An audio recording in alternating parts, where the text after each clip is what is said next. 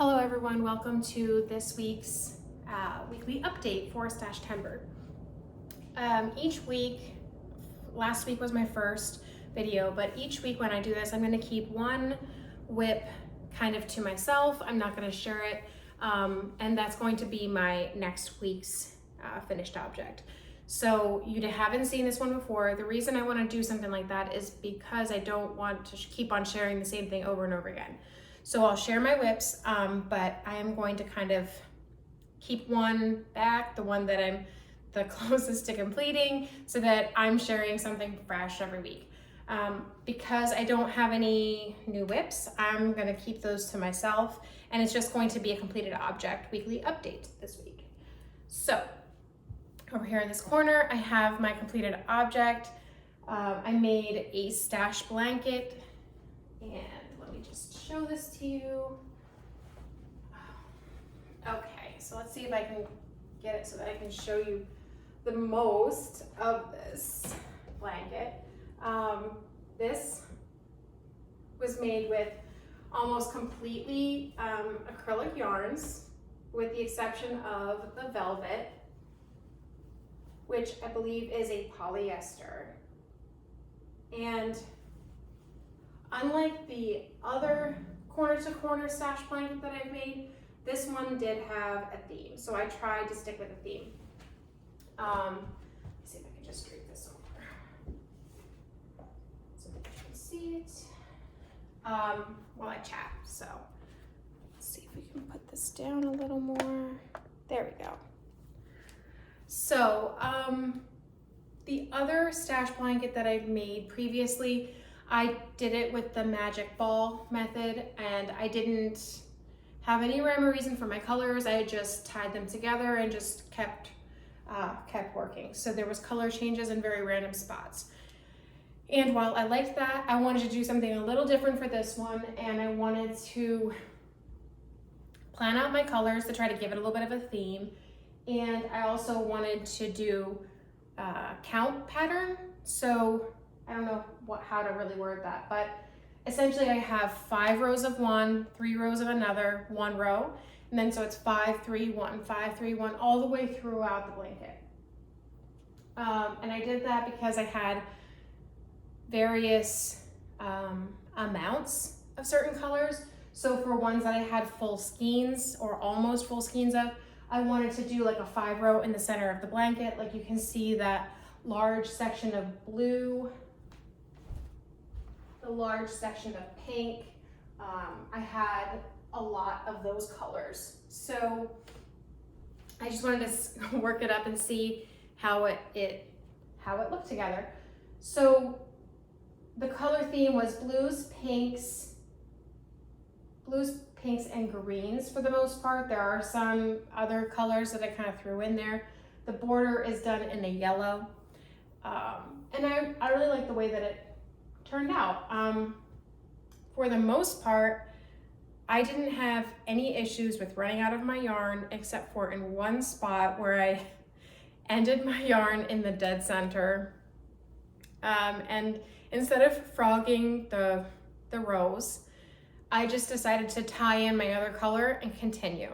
And I can't really tell where that happened, so I guess I blended it. Oh, it happened right here. So there's the pink and there's my color that I tied in. But I still changed my color in the next row of 3. So the good thing is it happened like right in the center of the project. You probably can't even see that because of where I was standing. Here. So right here, I ran out of pink and I just kind of continued on in this pink variegated. And then instead of continuing on with the pink variegated, I just did a color change for my next row of 3. That was the only spot in the entire blanket that I ran out of yarn. So for the most part, the color planning turned out really well.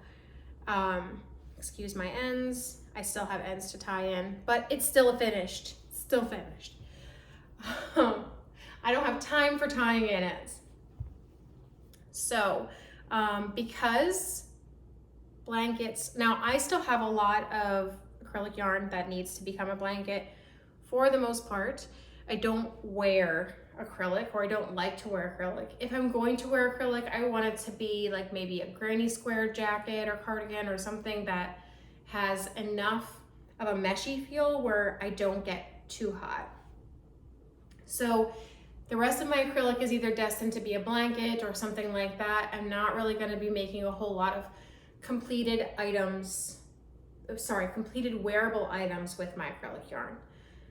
With that said, I don't want to share too many blankets as my finished objects during Stash-tember, because the idea of this, or I guess the point of this, is to give you some ideas to get through your own stash, spark creativity. And there's plenty of stash blanket patterns out there that you can follow. The one that I followed was Crochet with Claire.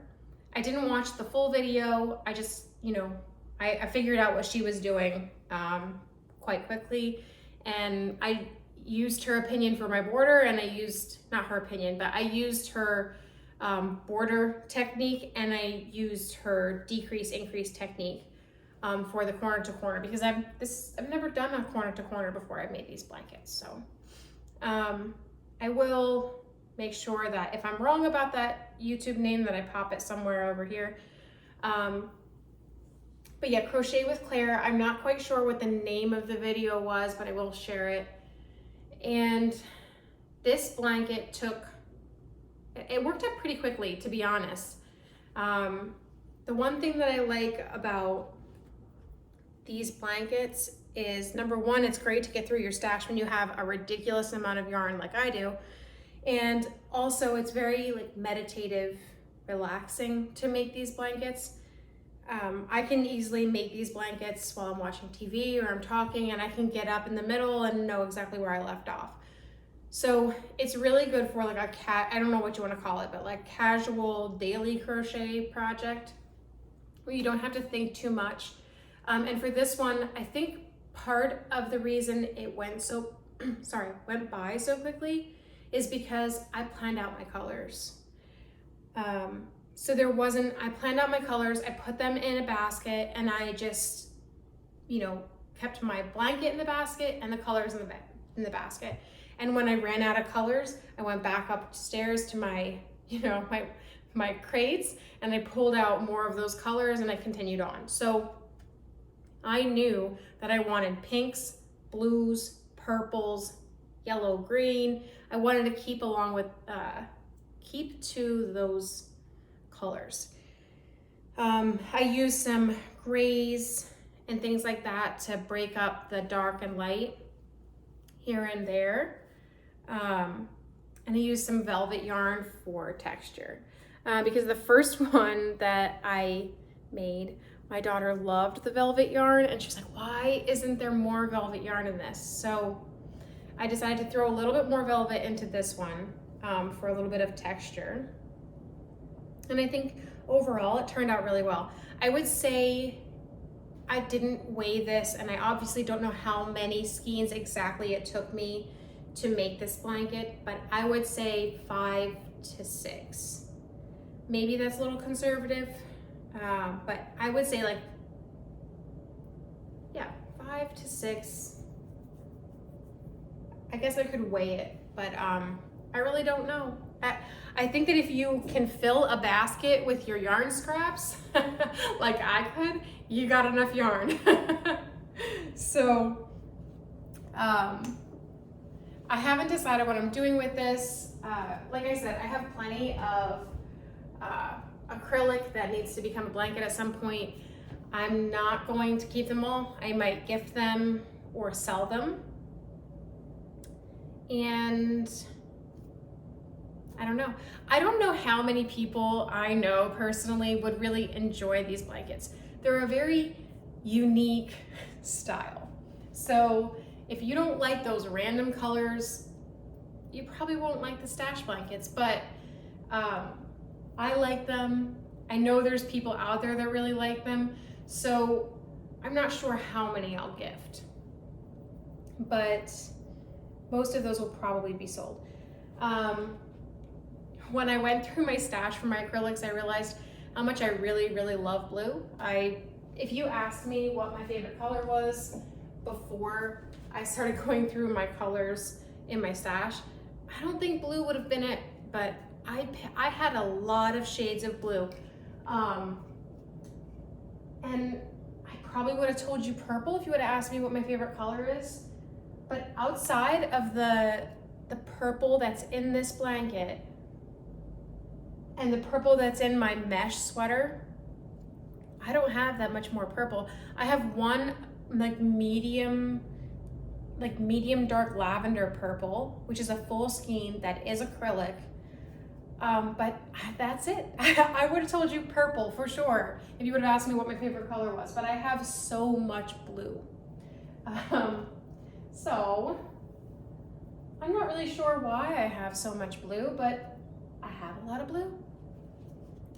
So for the only thing that's really left to do for this blanket is to weave in and cut my ends, and I'm going to launder it.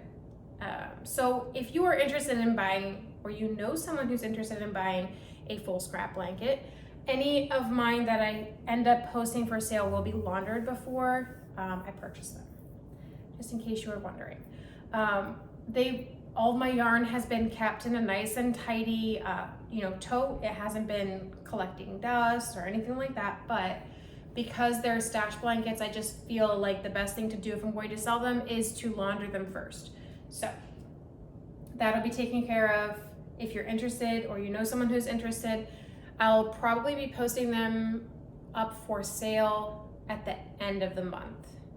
I won't be posting anything now just because I'm in kind of a mad rush to get finished objects out. So posting things for sale is not going to be something I'm going to do in the near future. I'll probably do it as I get time. But just know that anything used with stash yarn that hasn't been full skeins or anything, it's going to be laundered before it's sold. So anyway, that's about that. I want to share my mesh sweater in last week's video as my next completed object for next week, and maybe a few more things. I have some smaller things that I can share, so I might do a few items for next week. No whips this week because there's not too much change from last week, because I got a few whips going on at one time. I don't want to share too many so that I don't have anything to share. So maybe every other week, or we'll kind of see how it works. But anyway, I hope you all enjoyed your week, and I hope you enjoy your upcoming week, and I will see you in the next week's update video. Bye.